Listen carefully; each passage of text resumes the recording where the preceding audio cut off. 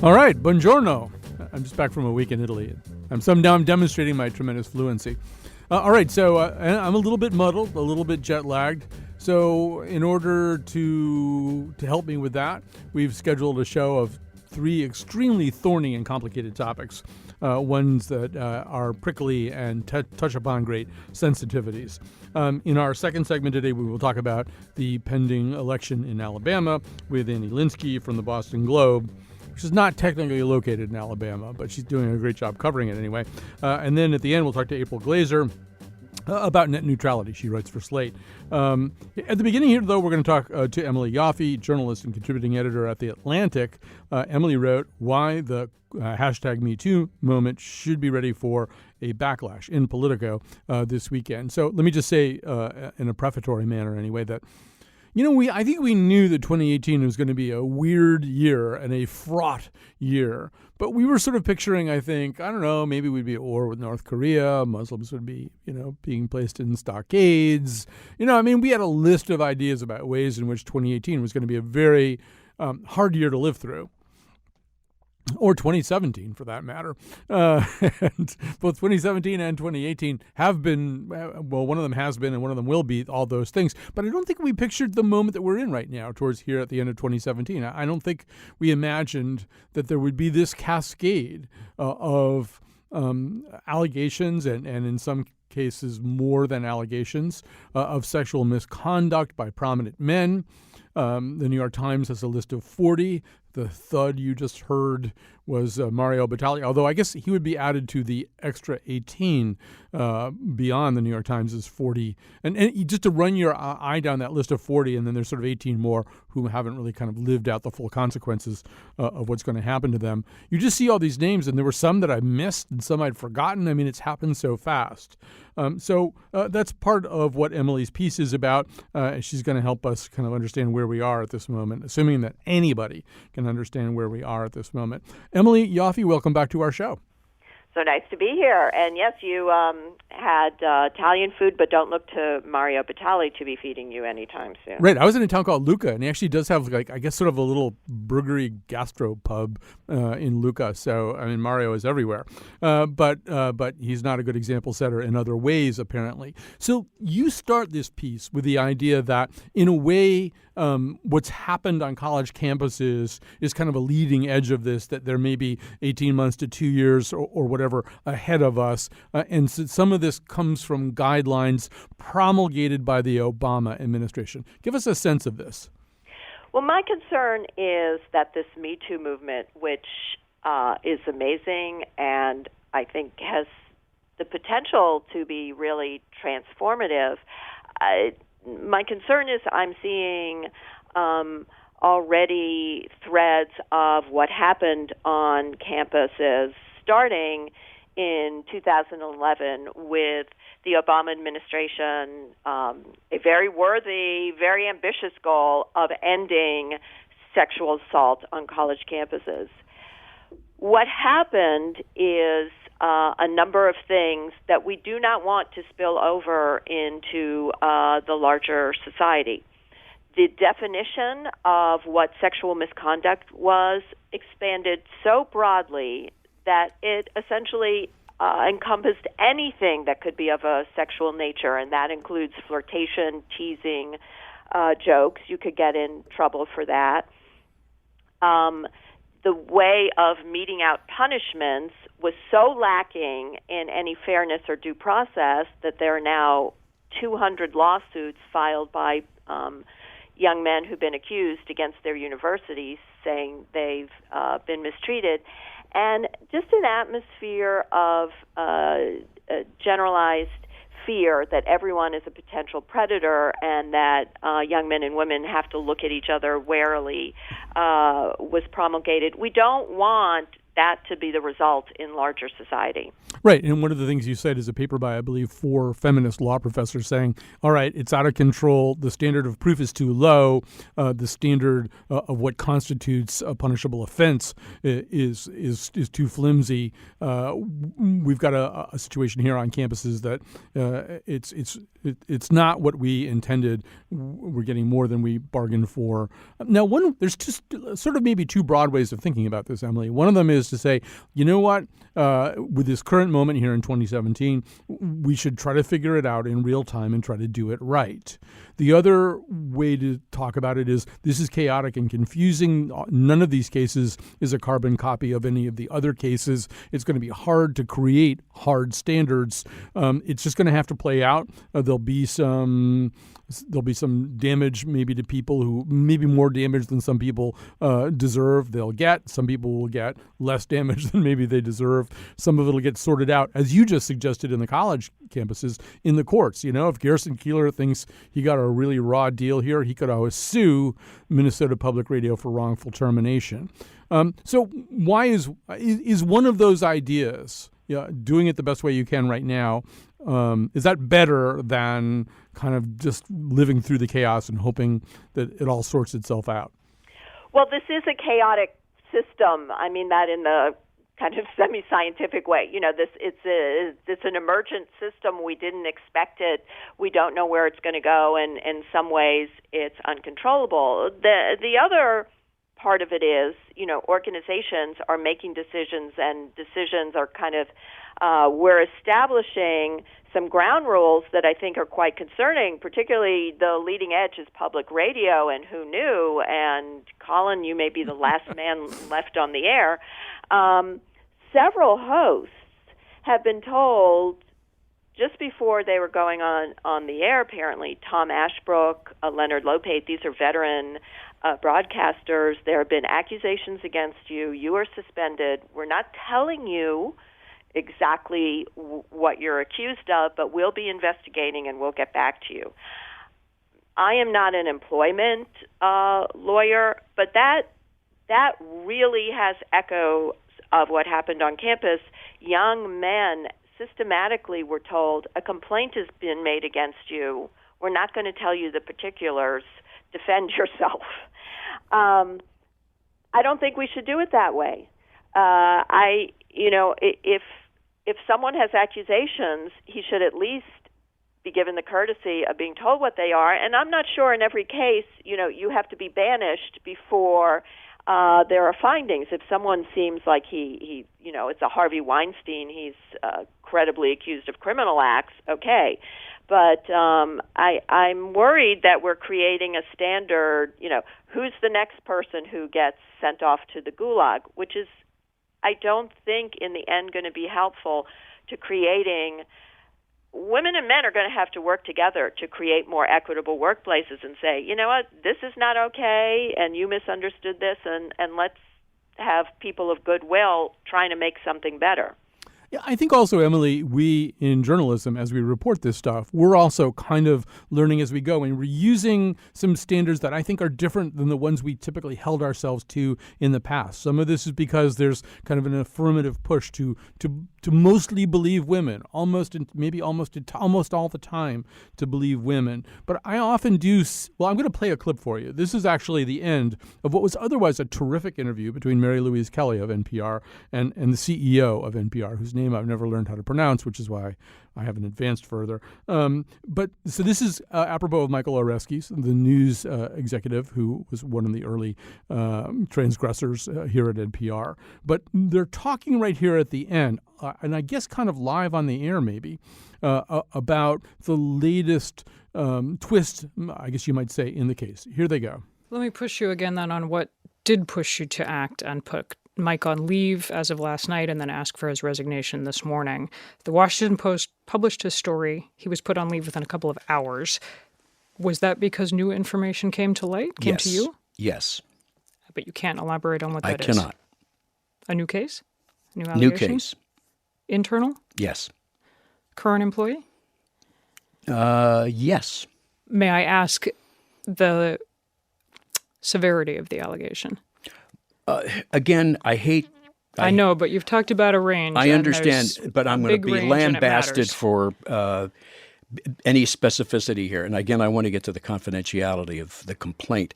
I would say on the range of, Harvey Weinstein being on one extreme, and the other internal issue that the complaint that you referred to earlier, Conversation that made a woman feel uncomfortable. Yes, I would say it was clearly in that range. In the uncomfortable conversation range. Yes. So, Emily, I don't know. I've been a reporter a long time, and it used to be people would be fired, and I would just be told it's a personnel matter. That's all we're going to say about it. Here you have them talking about a guy who, he may well be very, very culpable of all kinds of stuff, but it's like they're having a personnel hearing in real time on the air in front of people. Yeah, right. So part of this, what are the rules? We don't know. That's all been thrown up in the air. Things that used to be private are played out now in public. We've had some of these Leonard Lopate and Tom Ashbrook have kind of plaintively said to various news organizations, I don't know what the charges are. I'm sure I'll be cleared. So it's playing out in the media, things that used to be private. Now, you could argue the privacy is what kept this system going, because men could spend more time with my family, and abuses were never exposed. So I don't have the answer, but I agree with you that in some degree, the process is the punishment. Mm-hmm. When your reputation is besmirched, even if you're eventually cleared, there's always an asterisk by you. Yeah, Garrison Keillor's obit is different now. Not that I think he's going to die any second, but his obit will read differently as a result of this. And so, one thing that we could say, and I apologize, we only have about 2.5 minutes left. We're in fun drive right now. But, John Rawls had this experiment, create a system that you would be willing to live within, without knowing what your place in the system would be. So we could do this with this. Imagine that you didn't know whether you were going to be a man or a woman, an accuser or accusee, and then think about what would be a fair system that you could live with no matter what your place was in it. That might be an interesting thing to apply to this, and we don't have time for that. But obviously one thing I think we could agree is that neither side should be automatically disbelieved. Are there some other things that you would layer onto that? I really think we need to have processes and procedures that everyone sees being as fair as possible to all sides. When, Al Franken, there was going to be a process, the Senate Ethics Committee, and, that hearing may have had 15 women there making sworn testimony, women whose names we didn't know before, saying, look, here's the things this guy did. And then in the end, if he resigned, we'd all have felt too bad, but that's the right thing because this was overwhelming. Right now we're left with him saying, actually, I gave a wrong impression if you thought I was admitting to these acts. I'm not, but I'm resigning anyway. So did he do it? Did he not? I don't think that's the way we want to go forward. Yeah, and I think we could talk about this for hours. But I like that idea anyway, to start having processes that you follow each time. The problem is that since these all don't occur in the same environment, you won't always have the same process. Right. Well, there's not going to be a national standard. Workplaces have to figure it out. But to say the process is the accusation goes public and he is banished, that's not a good process. Right. Well, Emily, we have to stop now because we have a pledge break. Also, there's some people from Human Resources right outside my studio door. I have to talk to them right now. But you didn't do anything terrible. I think this is just about insurance selection, my health insurance or something. I'm sure that's what it is. People should read Emily's piece, Emily Yoffe's piece in Politico, why the Me Too movement should be ready for a backlash. Do support this station when these nice people come on and ask you to support the station. All right, we are back. Welcome to the Scramble. I am back from vacation, so bear with me. But things are going okay so far, and I know that our next guest will totally carry me anyway. Annie Linsky, chief national correspondent for the Boston Globe. Tomorrow, voters will go to the polls in Alabama. Some of them will vote for Roy Moore. Some of them will vote for Doug Jones. Many of them, especially if they are African Americans, will be told that they have the wrong photo IDs and will not vote. All of that makes for a very uncertain situation. So, Annie Linsky, first of all, welcome back to our show. Hi, good to be here. So you've been there, you've been talking to voters, you've been talking to women in particular. Let's sort of start with that issue. This is one of these things where polling is a little tricky. You've got a kind of fluky election to begin with, off-year December special election. There aren't many of those. And then you've got sort of a question about whether people are going to tell the truth about what they're going to do. So give us your take on that. Yeah, I think this Alabama special election it's absolutely fascinating. I've done 2 trips down to Alabama in the last month, and a lot of my colleagues in Washington have just sort of been camped out there full time. And it is tricky. I mean, there are 2 new polls out in the race today. One has Republican Roy Moore up by 10. The other one has Democrat Doug Jones up by 10. So it's something that people are having pollsters are having a really hard time getting their heads around, and I think rightfully so. I mean, these polls really rely on the turnout model that you attach to them, and I just think nobody knows. Nobody knows because who is going to come out to vote, because there just really hasn't been an election quite like this in Alabama in really a long time. So it's one of those things where everybody keeps asking me, what do you think is going to happen? What do you think is going to happen? And all I can say is my crystal ball. I took it into the shop after 2016, and I haven't gotten it back yet. Well, I think that's absolutely right. And one thing that we know about polling models is they tend to map onto and derive some of their predictability from comparable situations in the past. And there just aren't any comparable situations in the past. So it's unbelievably fluky. So there are things that we do know, things that are observable, things that are happening. To me, one of the more remarkable things that's happened over the last few days is that Richard Shelby, the other senator from Alabama, a hardline conservative, has taken a very, very strong position against Roy Moore, who would be his fellow Republican in the Senate. Tell us about that. Yeah, it was very deliberate. Over the weekend on the Sunday morning talk shows, Shelby, gave a number of interviews where he was quite explicit that he voted absentee and that he did not vote for Roy Moore. He said that he wrote in a Republican name, so he wasn't, endorsing the Democrat Doug Jones in his case, but he was really giving Republicans in the state permission to abandon Roy Moore. And, he's been saying that for a little while. It was striking that on the eve of the election, right after Donald Trump was down in Pensacola, Florida, just 14 miles from the Alabama border, giving a sort of a rowdy endorsement for Judge Moore, that Shelby, who is, in Alabama, there's such a sense of we're not going to listen to the outsiders. It's a very insular place. Even when I was down there for an event with Steve Bannon, the people that I was talking to were saying, "Oh, we don't care about this Steve Bannon. We don't care what he has to say. We're here for Roy Moore." And so I think that the significance of Shelby, who is not an outsider, he is a Republican in Alabama, saying, "Look, I'm not going to vote for this guy." I think that does mean something.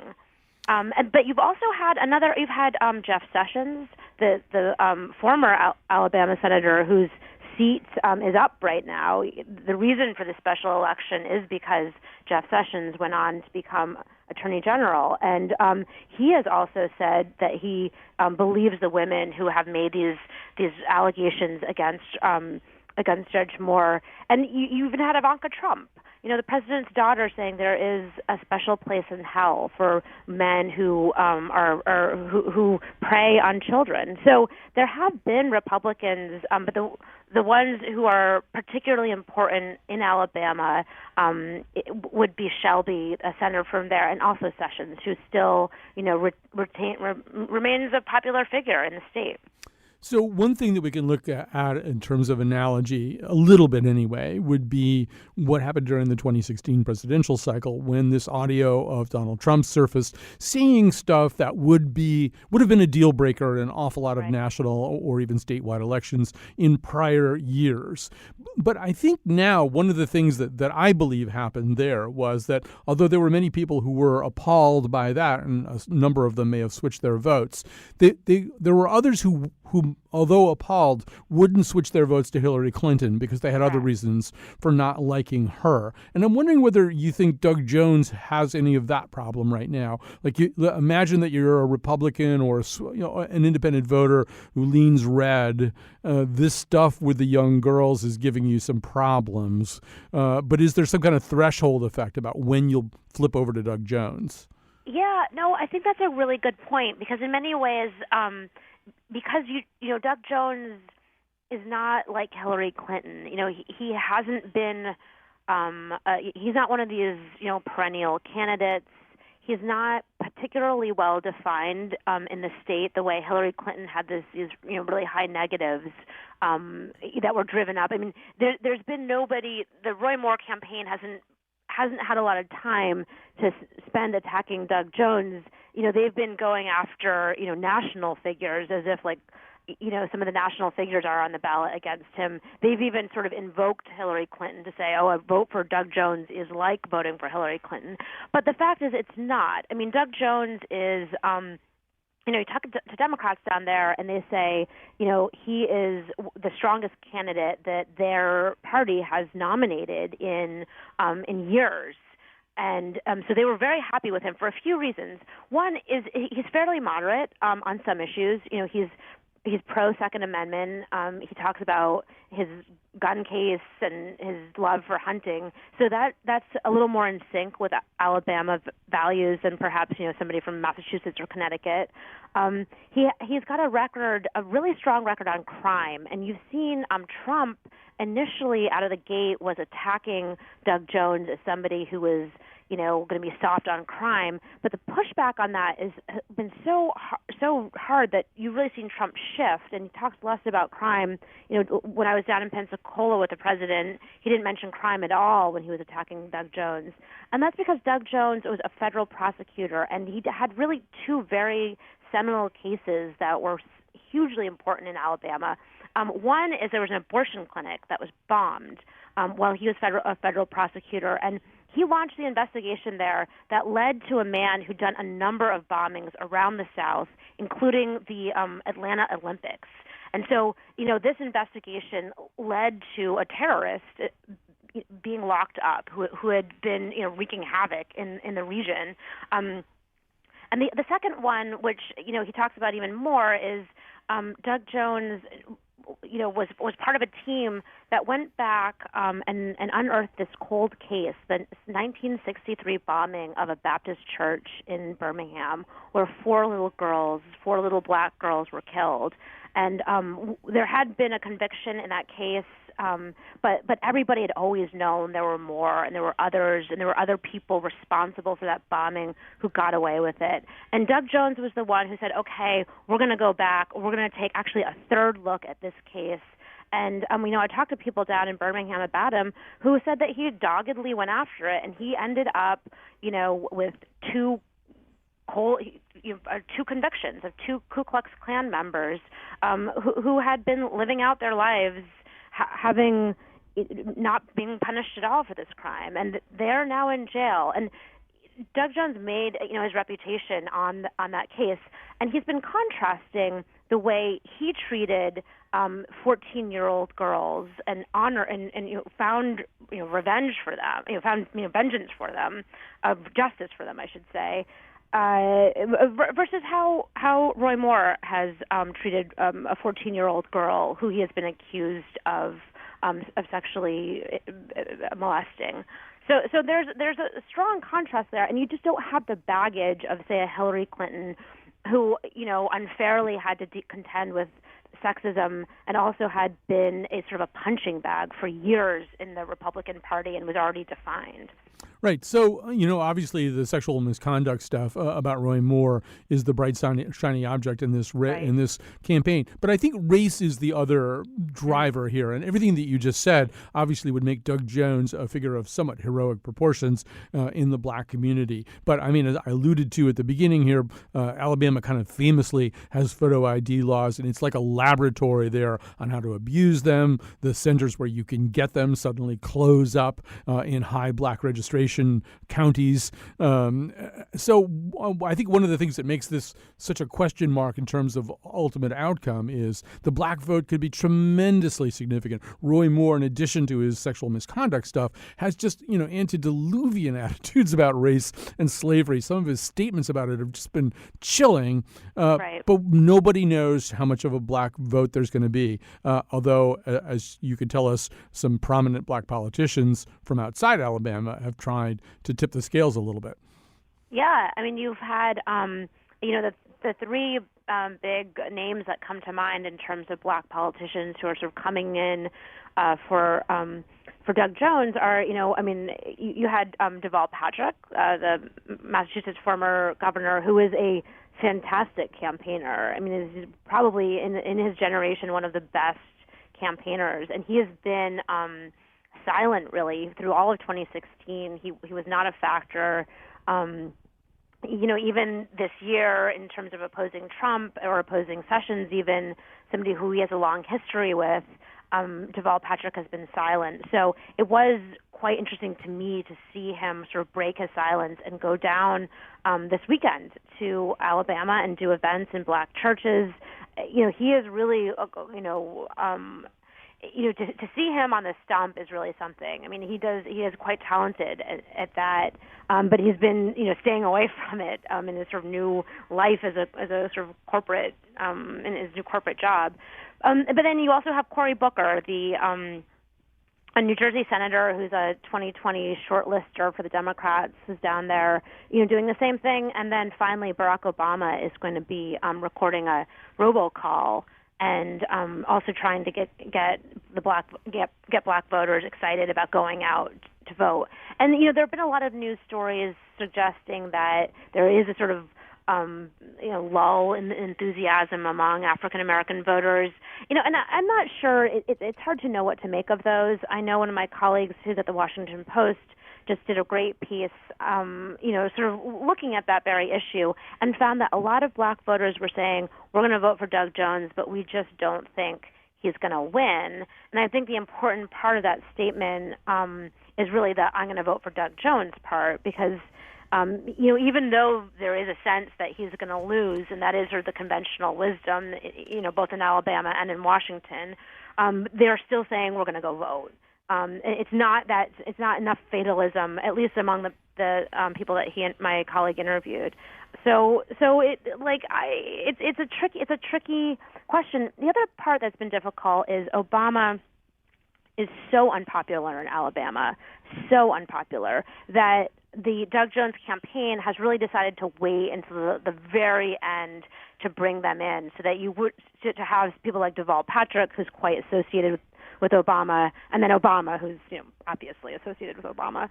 They've been very late to bring them in on purpose, out of a fear of turning off the white voters that they also need in order to win this race. Annie Linskey, it's been so great to talk to you, Chief National Correspondent for the Boston Globe. We don't have time for this, but one thing I want to talk about in the weeks ahead is what happened on Facebook. Some of these ads started popping up again over the last few days on specific Facebook feeds.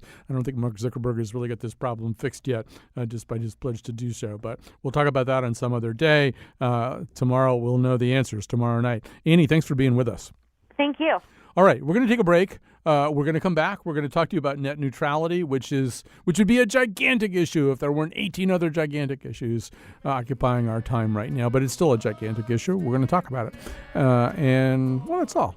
I don't know what he's fighting for, but it ain't me for sure. Screaming nevermore, I'm screaming nevermore.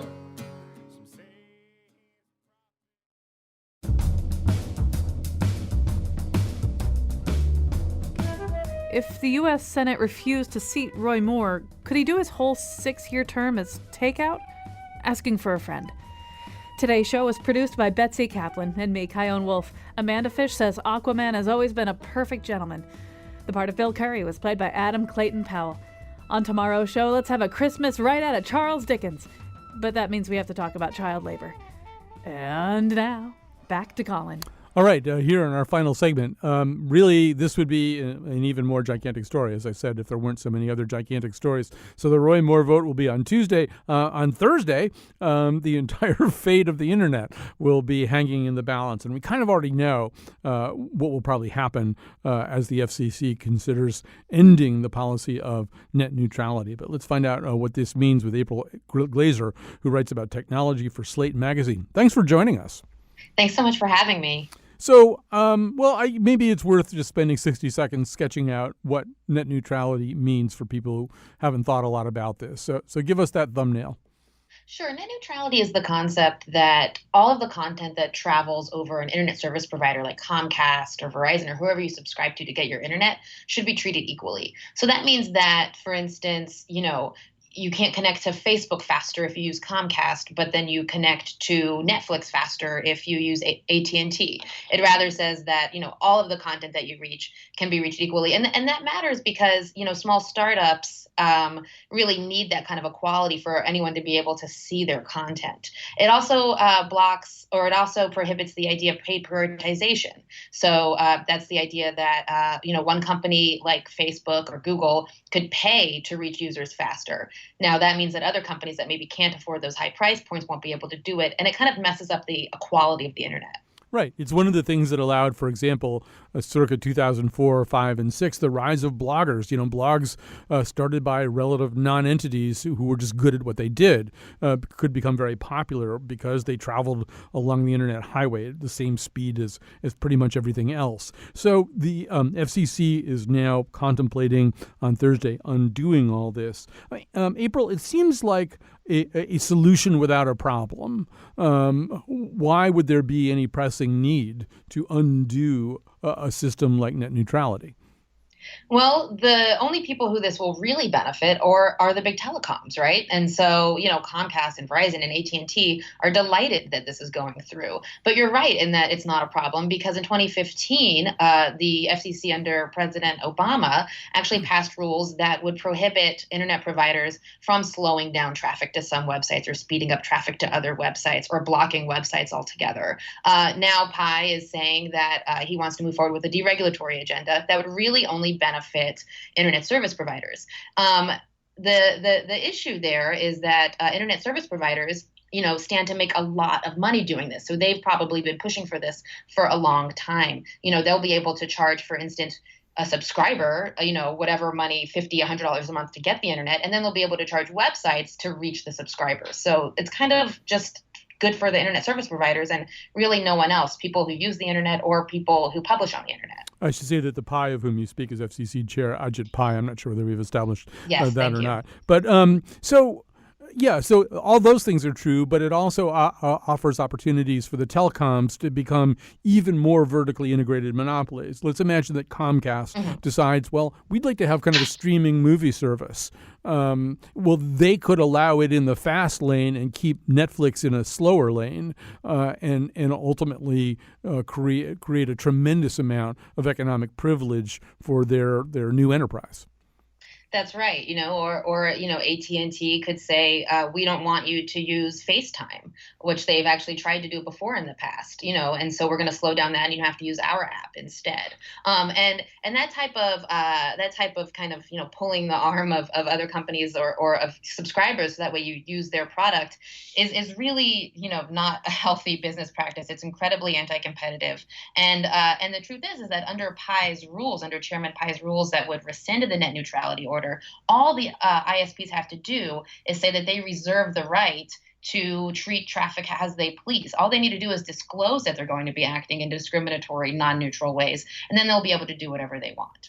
Now, in a way, we're reaping the whirlwind of another set of bad policies, right? Which was that these telecoms were allowed to become effective monopolies, if not total monopolies, monopolies with whom it's extraordinarily difficult to compete. Is there any possible relief? I mean, one possible backlash against this would be to get more and more interested in some other kind of fiber-driven ISP. But that's very tough to do given the stranglehold they have.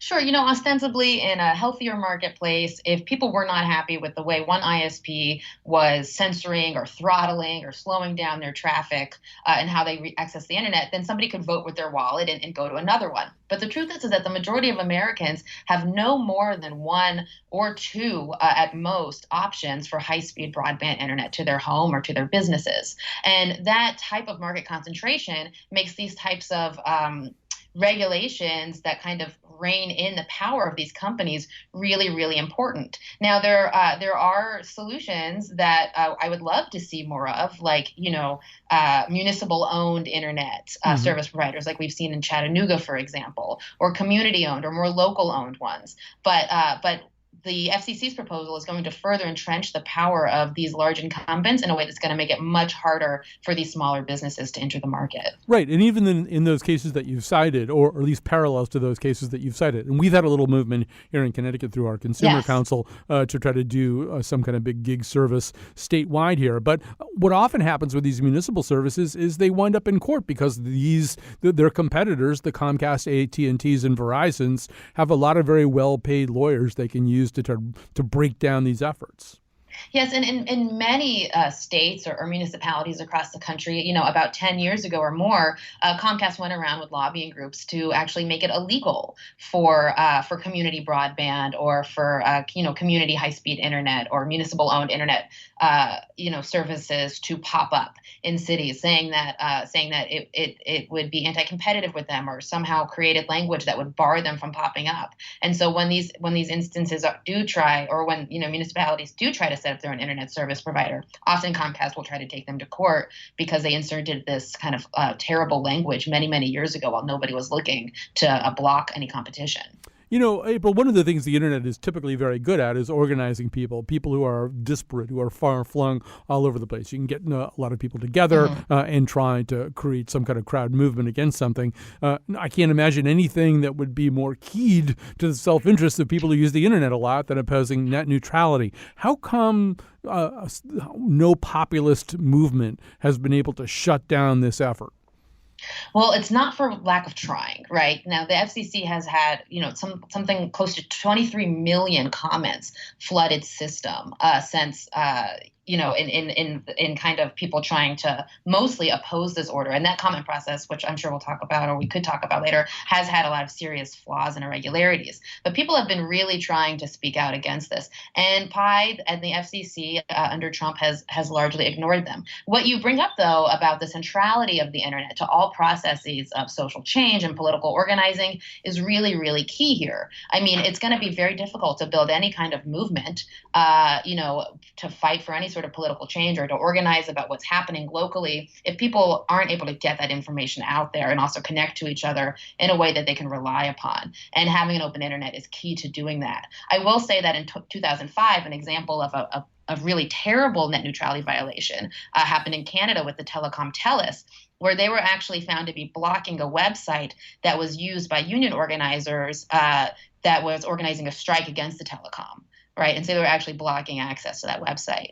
And so, we can imagine all kinds of nefarious ways that Comcast can limit or change the way we access information to ways that may benefit them. April, at the beginning, I said this seems like a solution without a problem. The problem afflicts only these huge telecom companies that want to be able to make more money, but they wouldn't seem to be very attractive to anybody else. Yet through this commenting process, the FCC was hearing from citizens who said, oh, yeah, let's get rid of this terrible net neutrality. Now, who could these citizens possibly be? Why would they want to do something like that?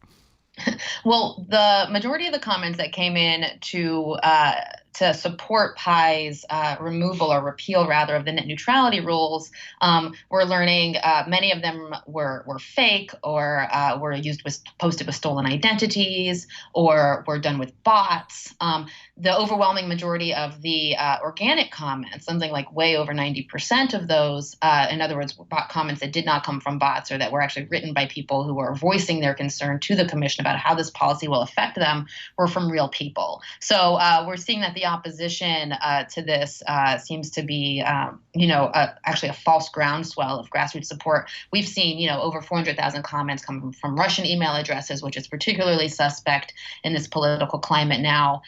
We've seen comments from dead people that were impossibly posted posthumously, where people have said there's no way they could have posted these comments. And those comments were all in favor, except for, I think, 25 of the international comments of repealing the net neutrality rules. But again, the organic comments, the comments from Americans who are actually concerned, are for keeping the regulations and keeping the open internet protections intact. April, only got about a minute left. Obviously, when these changes go through, and they probably will go through on Thursday, we already essentially know the vote. It's not as though Brave New World will start the next day, right? This will be gradual, and a lot of people in my listening area are served by Comcast. Probably not much will happen until September 2018 on Comcast, right? Yeah, that's right. So, I mean, not the next day, but the next month. Okay. I think it's really important that, to remember the time span here. So after the vote happens, it'll take a couple weeks for, it'll show up in the Federal Register. And then, about a month or so after that, before the rules are enacted. And that means by the end of January 2018, ISPs will be able to kind of do as they please, as long as they let you know that they're going to do as they please. Now, Comcast is barred because of its merger agreement. When Comcast merged with NBC Universal, they had some conditions that were set on that merger that said that they are not allowed to act in non-neutral ways until September 2018. So if you're a Comcast subscriber, there is the brakes will be pumped a little bit until then, and maybe things will get tied up in a little court. bit of breathing room. Yeah, all right. So April Glazer from Slate, great to talk to you. Nice people are coming to ask you to support what we do. If this kind of conversation, this kind of show is something that you like, now's a good time to do it. We get a little bit of credit when you support us during our time period. So think about that and listen carefully, and then think about calling or pledging online.